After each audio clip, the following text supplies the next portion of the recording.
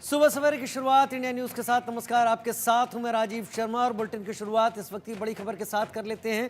थोड़ा समझते हैं हमारे पड़ोसी को। भारत को तेवर दिखाने वाला बांग्लादेश घुटनों पर आता दिखने लगा है। बड़ी खबर घुटनों पर आ चुका है क्योंकि भारत से 5 लाख टन चावल खरीदने की बात अब बांग्लादेश कह रहा है। ये वही बांग्लादेश है जो कह रहा था भारत की चीजों का बायकॉट करो।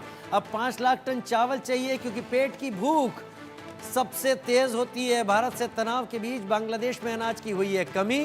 भारत के बिना बांग्लादेश का गुजारा मुश्किल है। बांग्लादेश को भारत कई चीज़ों का निर्यात करता है, लेकिन बांग्लादेश में वर्तमान सरकार ने जिस तरीके से हिंदू विरोध की आड़ में भारत विरोध की शुरुआत कर दी थी और भारत के सामानों का बहिष्कार करने के तमाम कट्टरपंथी लोग बयान देने लगे थे, उस पर लीडर मोहम्मद यूनुस चुपचाप बैठे हुए थे कि भारत को जितना छेड़ना है छेड़ लो।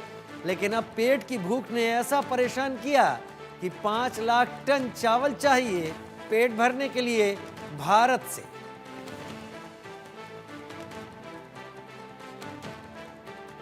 भारत को तेवर दिखाने वाला बांग्लादेश अब घुटनों पर आया। चाहिए 5 लाख टन चावल क्योंकि मिटानी है भूख, क्योंकि अगर भूख मिटेगी तभी भारत के खिलाफ फिर से अनर्गल बयानबाजी करने की ताकत आएगी।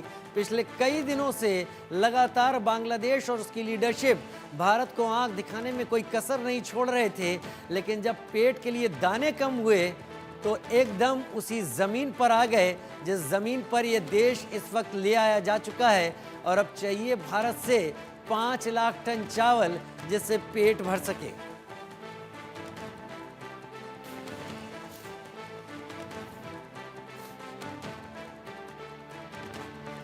हम लगातार बता रहे हैं बड़ी खबर इस वक्त की, बांग्लादेश का भारत के बिना गुजारा मुश्किल है, ये तथ्य भी साबित करते हैं।